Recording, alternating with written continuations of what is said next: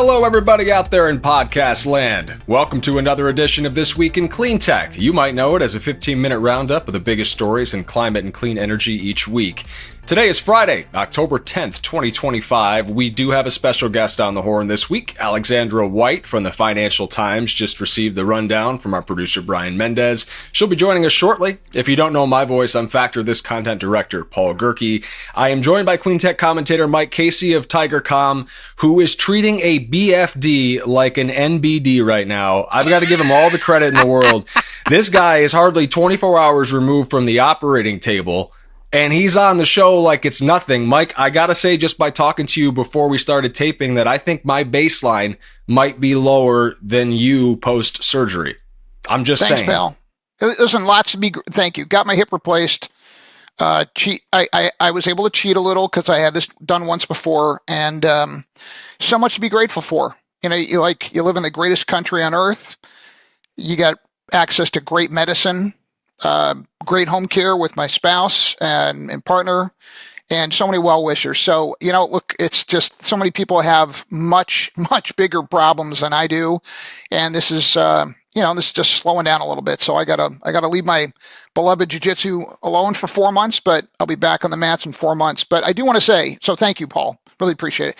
I want to acknowledge our newest listener and my current favorite listener. Oh, Charlie Silver. You have a new favorite. Okay. Charlie Silver, born September 17th to see his Colin Silver and his wife Ellie. Welcome to the world, Charlie. Your dad has already said, and I'm direct quoting from a message I got today, I'm planning on bringing him up as a clean energy champ. Oh. Freaking love that, Charlie. I know your dad's making you listen to this, but it'll all make sense later. Charlie's training. He's going to be in the gym with you in 4 months when you return to jiu-jitsu. I would let your gym know, by the way, not to expect you a day late, knowing you, Mike. You're a tough customer. True story. My best jiu-jitsu friend, Josh Millsaps, when I got my first one done, he was my very first roll. It's what we call sparring in jiu-jitsu. And so we taped it. Kind of celebration. And when I had to get this one done, I told him, hey man, I want you as my first role. And he's already got the date blocked out. So he's going to come out to the new gym and we're fired up about it. So that's good stuff. And the other good news is that now that you've got them both done, I mean, wait, you're going to have a third hip? You're set now, right? You're locked. You're a half machine, buddy. You're set. You're good to go. All right. We want to give a shout out to all the listeners who make us smile on the show, whether you reach out to us individually or slide into our inboxes. If you want to see something covered or you just want to tell us how great we are, you can do so. Reach us at our email. Mine is paul.gerke@clearingevents.com. Mike, we do have 5 stories to get to this week. Story number 1 is a logical place to start. Get us there. The mighty Akshat Rathi from Bloomberg. He is a former This Week in Cleantech guest.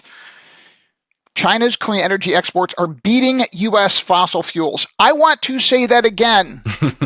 China's clean energy exports are beating U.S. fossil fuels. Yo. So this ideology Ember report, over reality crowd. Pay attention to that. I know. So this Ember report came out and said China shipped $20 billion in clean tech products globally in August. Just in August. This year through July, the U.S. exported $80 billion in oil and gas. That's through July. China shipped $120 billion in clean tech in that span. We sing the praises of what China is doing with clean energy often on the show, and that's not like a typical American viewpoint, I feel like, unless you work in the space and you kind of understand how things are. This is astounding nonetheless, though, Mike. I mean, just assigning numbers like this that dwarf what we're trying to do in the States. The world's largest oil producer, if I believe, as of like 3 or 4 years ago, maybe even longer than that, excuse me.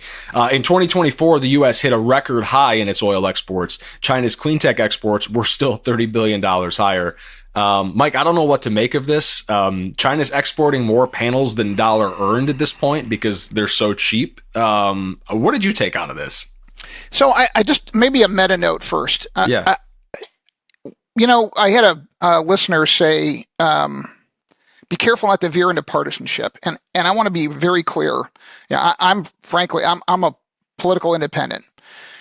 I take pains not to criticize people because of their party. I take pains to critique them because of their stupidity. And That's a pretty blunt way to put it, but yeah. And there's plenty of stupidity stupidity does not know political boundaries. That is for sure. But look, you cannot look at what they're doing in this administration. $625 million. We're just going to throw it at coal. We're going to give away coal on federal land. We're going to cut pollution limits. We're going to open more land to coal mining. And the White House even just admitted they're giving, quote, concierge treatment on permitting to fossil fuels. You need to read the room. In reality, if you come down off BS mountain and live amongst the people in reality, reality wins. It always wins. It's just a question of how quickly reality will win out, because in this age of cyber addiction, it's, propaganda is part of the social media platforms' business models. Blissfully lower on LinkedIn, where a lot of us talk. But look, this is, you need to look at what's happening and say, what do we really want to give away the future of the economy over to China, which geopolitically is not our friend, and they're winning. They're winning the economy of the future, and we're giving it to them. And it's really dumb. It's dumb, and we shouldn't do it because we are putting ideology over reality. Diatribe done. Paul Gerke, story number 2. Our second story is by Isabella O'Malley from the Associated Press. It's titled, Buildings Are Turning to Ice Batteries for Sustainable Air Conditioning. Mike, I gotta offer a humble brag here and say I wrote about one of these ice batteries. I don't know if it was earlier this year or late last year. You did. This is super cool stuff. Yeah, you even know that. From one soon-to-be dad to a dad. You get it. Dude, I am a nonstop dad joke stream. In Louisville, Kentucky, hospital stays cool with conventional air conditioning. Instead, it relies on 27 tanks holding about 280,000 liters of frozen water to circulate chilled air through a network of cold water pipes, releasing no planet warming pollution. Trane Technologies makes these ice batteries, mostly used in schools as well as commercial and government buildings. Trane says its ice batteries are typically paired with traditional AC to cut energy costs during peak demand. With existing AC systems left in place or downsized, the Louisville hospital bills were $278,000 lower for the first year the ice battery system was in place after it was installed in 2018. Paul. I think that this is super smart, and it works for all the reasons that it logically should work, and so that makes it make even more sense to me, because we've talked on this show before, for as much as people want to ballyhoo about data center load and how that's going to change the game for electric utilities, they seem to always forget that it's 90 degrees in October right now, brother, and it doesn't feel like we're going to have too many spins where it's snowing by Christmas time, and the world is getting hotter, whether you want to believe in the science behind it or not, and the climate is getting rougher, and there is more load coming online in the United States to satisfy air conditioning load than there is data center load. Part of that is because data centers need to stay cool, and so when you think about ice batteries in application to even the data center developers that are causing all these problems for the grid right now, or soon to be problems, I guess, depending on where you live, this makes even more sense. Air conditioning is vital. It literally saves lives. When we talk about power going out in disasters, This is what we're talking about. Nostromo, I believe, is the company that I wrote about. They're another one pursuing a data center application with these high cooling demands. Data centers, according to the facts, use about 30 to 40% of their energy just for cooling, and that's where these batteries become more valuable, Mike. Anything you want to add? I mean, we're talking about shifting load demand away for utilities that are trying to bring those peaks down, and I don't know, giant blocks of ice make a lot of sense to me. Yeah, sometimes, I think as our friends at Rondo Energy are showing, the simple stuff sometimes is the best stuff. That's not in all cases, to be clear, but this is like the simpler you can make it, the more simple the materials, the better off you are. The lower your cost, the more you can focus on commercial scaling. But I'll go to our third story. Justin Rowlett at BBC. Renewables overtake coal as the world's biggest source of electricity. I'm going to say that again, Paul Gerke, because I want to. Renewables overtake coal as the world's biggest source of electricity. Mic drop. Paul Gerke. Yeah, I mean, this seems like a great time to say something like we're giving concierge treatment to coal permitting right now. It's like, go ahead and stick that back in because if you missed that part a few minutes ago, it fits just as well here. We also mentioned another Ember report. This Ember report found that for the first time, renewables have overtaken coal as a leading source of electricity generation in the first half. They grew by 363 terawatt hours to reach more than 5,000 now. Coal generation fell by 31 terawatt hours, now sub 5,000. Global electricity demand is rising, but rapid expansion of solar and wind met 100% of that demand, even contributing to a small decline in coal and gas use. Developing countries like China. Wait, hold on. China's developing? They just won't stop developing. It's nonstop development in China. That's their jam. Pushing clean energy forward, but wealthier nations like the US and the EU are using more fossil fuels. And we, to echo points made on this show and previous ones, the administration has a sort of blood pact with fossil fuel interests, it seems. And I don't know. This is a turning point, Mike, where clean power seems to be, especially from one side of the world, eclipsing fossil fuels, and we seem stagnant. We're laggards in this. I don't think we're laggards, friend. Laggards implies slow progress forward. These guys are trying to pull us backwards, and it's just contrary to reality. But hey, there is also a new report from the International Energy Agency this week. It predicted that as a result of the Trump administration's policies, the U.S. will only add 250 gigawatts of renewables by 2030, rather than the 500 gigawatts they projected last year. That's a 50% haircut, self-administered. But the IEA also increased renewable projections for India, the Middle East, and North Africa. Overall, the agency expects global renewable capacity by 2030 to grow by 4.6 gigawatts. Paul, fourth story. Story number 4, Will Wade at Bloomberg. U.S. hydrogen gets another look from investors. We were talking about hydrogen last week on the show when we learned that there would be some funding cut for some pretty important projects out west. What's the deal with this story, Mike? Trump's tax bill, I will not call it by the name he's given because it's just too stupid, made it much harder for hydrogen projects to qualify for tax credits. But investors are still getting excited about the hydrogen space. Shares of Plug Power, a hydrogen producer and manufacturer of hydrogen equipment, have more than doubled over the past month. And Bloom Energy Corporation, a supplier of fuel cells, the systems that convert hydrogen into electricity, saw a stock surge in recent weeks. Not like NVIDIA's, but which is remarkable for a company yet to post a full year net profit. Investors are seemingly less concerned about the political headwinds and more focused on the rising electricity demand from data centers. Mr. Gerke, I'll keep this quick. I am not an investor, and no one should listen to me for investment advice, ever, period.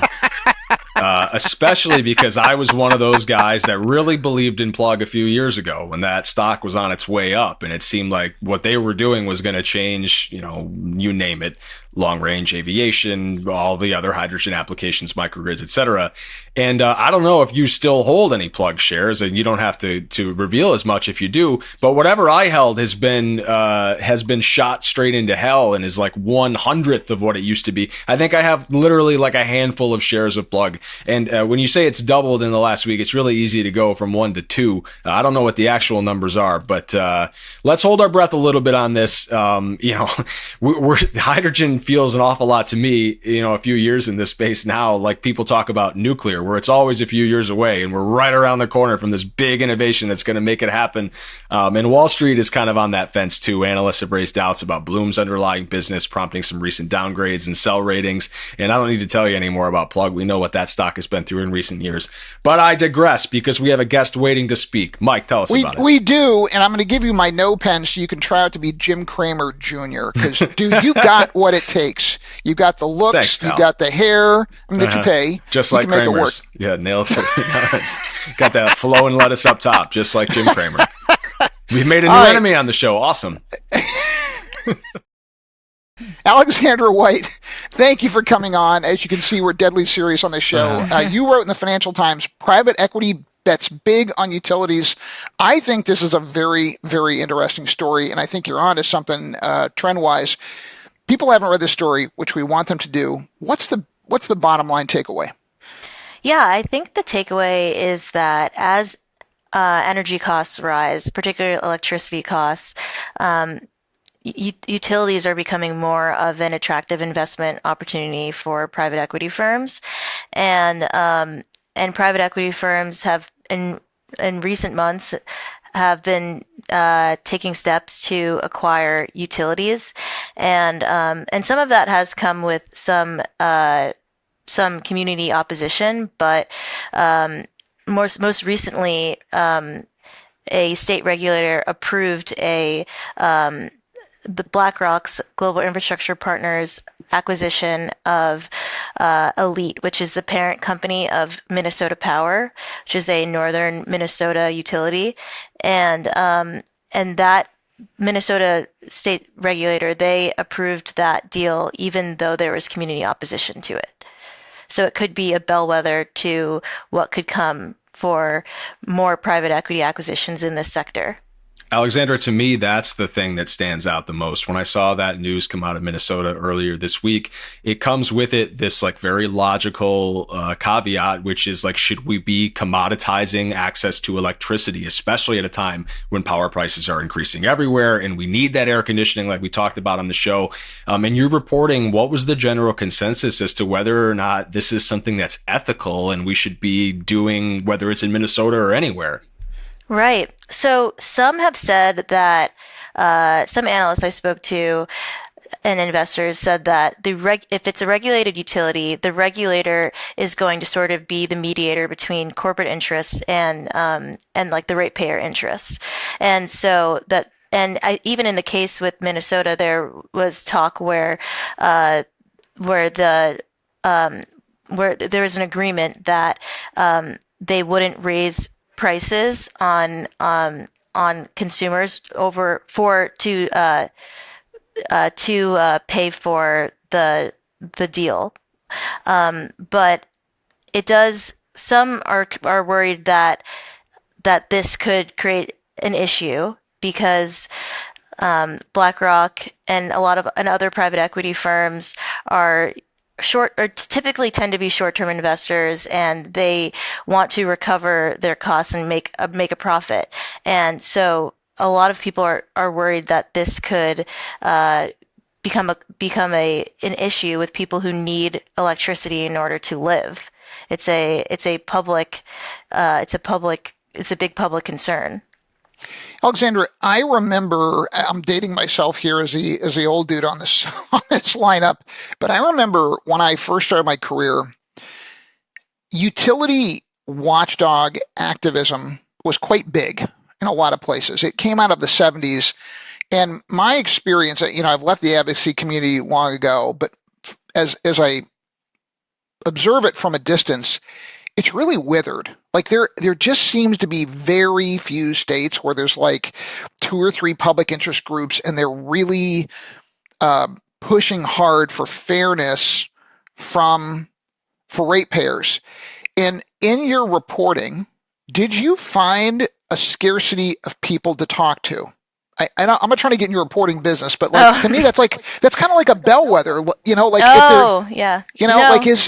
How was it trying to find people to talk about this? Oh no, there are a lot of people that are willing to talk about it, and I think that a lot of these issues are of national concern, so it's not so local anymore, and there are a lot of like national organizations that are very much scrutinizing this, and as electricity prices rise, and they're going to regardless of whether or not private equity is acquiring a local utility, there's going to be many more watchdogs on this issue.